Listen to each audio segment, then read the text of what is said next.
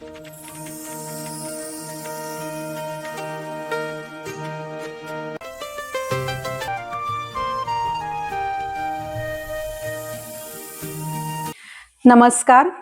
शब्द संजीवनीमध्ये तुमचं पुन्हा एकदा स्वागत. आज आपण एका छोटेखानी चरित्राची ओळख करून घेणार आहोत. या चरित्राचं नाव आहे चिंधीची गोष्ट. हे चरित्र प्रसिद्ध कवयित्री पूजा भडांगे यांनी लिहिलं आहे आणि या चरित्रामागची मूळ कल्पना ममता सिंधुताई सपकाळ यांची आहे. भारत सरकारने पद्मश्री देऊन गौरवलेल्या सिंधुताई सपकाळ यांच्या आयुष्याचा प्रवास आपल्याला चिंधीची गोष्ट या चरित्रातून वाचायला मिळतो. वर्धा जिल्ह्यातल्या छोट्याशा गावातली ही गोष्ट आहे. एका घरामध्ये मुलगा जन्माला येईल अशी अपेक्षा असताना मुलीचा जन्म झाला आणि मुलगी झाली या निराशेपोटी आणि रागापोटी आईने आणि आजीने मुलीचं नाव ठेवलं चिंधी.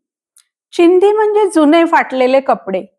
जसं जुन्या फाटलेल्या कपड्यांना काहीच किंमत नसते, तशीच या छोट्या मुलीला सुद्धा काहीही किंमत नव्हती.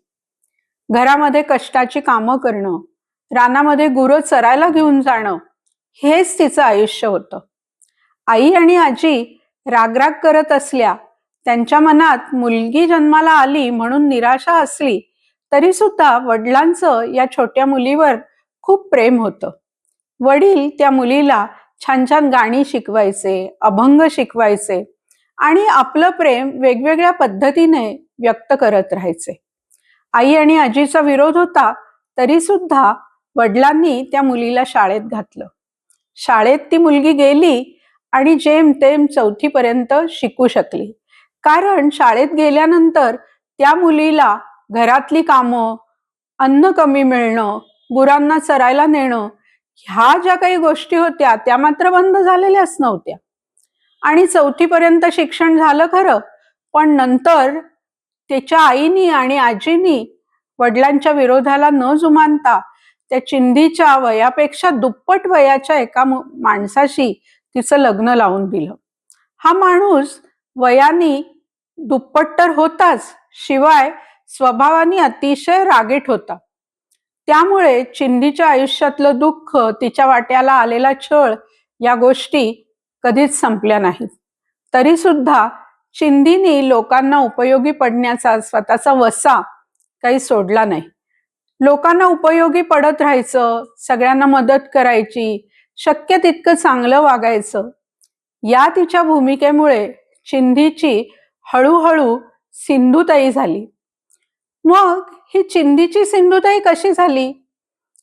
आणि अमेरिका, रशिया यासारख्या देशांमध्ये फक्त मराठी बोलू शकणारी ही चिंधी नावाची छोटी मुलगी नंतर सिंधुताई झाल्यानंतर कशी बदलली, तिच्या आयुष्यामधून अनेकांना प्रेरणा कशी मिळाली, अनेक सामाजिक संस्था तिने कशा स्थापन केल्या आणि जी मुलगी घरामध्ये आई वडील असून सुद्धा जिला अनाथासारखं आयुष्य जगावं लागत होतं, ती स्वतः अनाथांची माय कशी झाली, याचा प्रवास आपल्याला या चिंधीची गोष्ट नावाच्या चरित्रातून वाचायला मिळतो.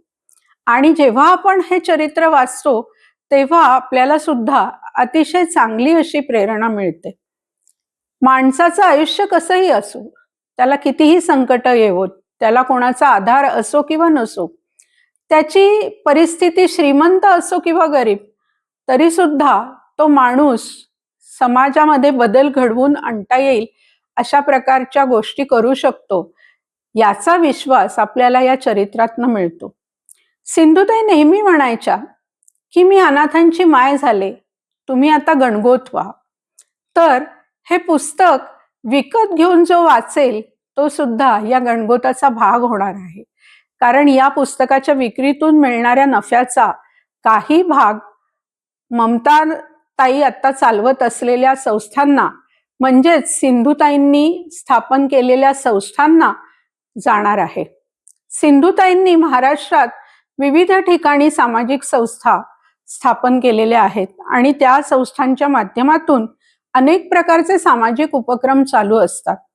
आपण जेव्हा हे पुस्तक विकत घेऊन वाचू तेव्हा या संस्थांना आपण मदत करणार आहोत. त्यामुळे सिंधुताई जे म्हणायच्या की मी अनाथांची माय झाले, तुम्ही गणगोत व्हा, तर हे गणगोत होणं आपल्याला शक्य होणार आहे. तर तुम्ही हे पुस्तक वाचल्यानंतर हे पुस्तक तुम्हाला कसं वाटलं, कोणता भाग तुम्हाला जास्त प्रेरणा देणारा वाटला, हे मला नक्की सांगा. कमेंट करून तुम्हाला या काही सामाजिक संस्थांची माहिती हवी असेल तर तीही तुम्ही विचारू शकता. तर त्यासाठी माझं शब्द संजीवनी हे चॅनल लाईक करा, सबस्क्राईब करा आणि शेअर करा. धन्यवाद.